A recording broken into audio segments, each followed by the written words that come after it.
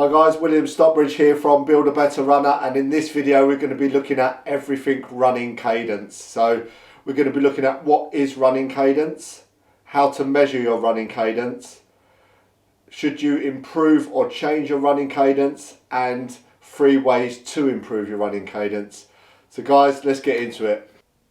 So what is running cadence? Running cadence is the amount of time your foot hits the ground per minute as you run. So the magic number used to be 180 or 180 plus that runners tried to get to. That's no longer the case. It depends where you're starting from, and we'll get into that a little bit further down the line. So how to measure your running cadence is quite easy. All you're going to need is a stopwatch or a timer, and you're going to time yourself for 1 minute, and you're going to count in that minute how many times the right foot hits the ground, and we're going to times that by 2.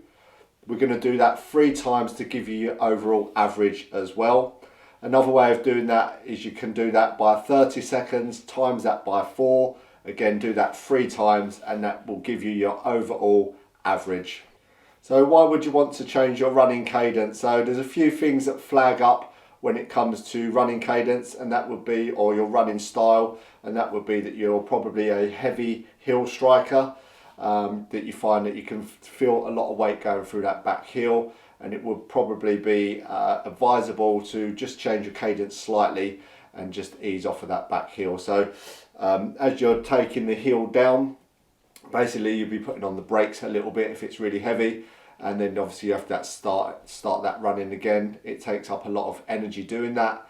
Another one would be if you have some photos or videos of you running and you see that your foot is landing in front of your knee on impacts, on ground impacts. That would be another one that would flag up to suggest that some kind of improvement in your running cadence would help.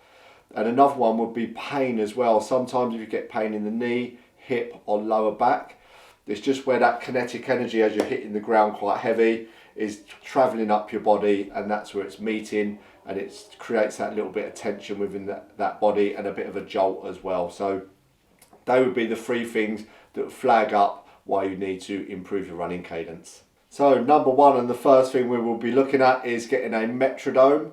Okay, and then within that Metrodome we're just going to put in the running cadence that you had earlier from that measurement, and we're just going to add a 5% to that tally, and that will be your new running cadence. And I suggest that you don't go no more than 10% if you are adding a little bit more, but I do suggest that you do 5% at a time, see how you get on with that, and if that ticks the boxes, then obviously don't go up anymore. If you feel that you need that little bit more improvement, then go up to 10% maximum with that. Again, if you are using the Metrodome, I've got a plan that you can follow. Just make sure that you do it nice and easy, small intervals, and build it over time just to get used to those new stresses as well. If you are a more experienced runner, you might be looking at getting different cadences for different paces and working through there. So you might have a 5k, a 10k, half marathon, and marathon pace there, and cadences to go with it. Okay, so as we increase our pace, the cadence normally goes up with it, along with stride length as well. Okay, so that's one way of looking at improving your cadence. So secondly, we'll be looking at adding running drills to your warm-up or to your running week as well in your training sessions. Great way to improve leg turnover and cadence, especially when your foot's landing out in front of the body. It's just getting it to land a little bit closer to the centre of gravity.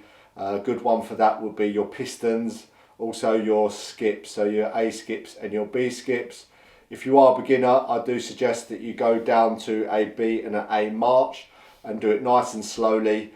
Get that movement pattern right first before you progress onto the skips. So another way to improve that. And thirdly, and one that's normally quite overlooked when it comes to running, is downhill running. So we're not talking about a steep downhill, we're only looking at a gradients of around about 2 to 3.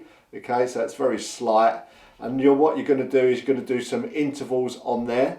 And again, you're going to practice getting that leg turnover nice and easy. So it's a really good way of adding some leg turnover speed into your running. I suggest that you maybe do that once a week Again, there will be slightly new stresses within the body, so you will have to get used to them. But again, it's a fantastic way of getting that leg turnover and improving that cadence. If you like this video, please like and subscribe. And if you have any questions, leave a comment down below.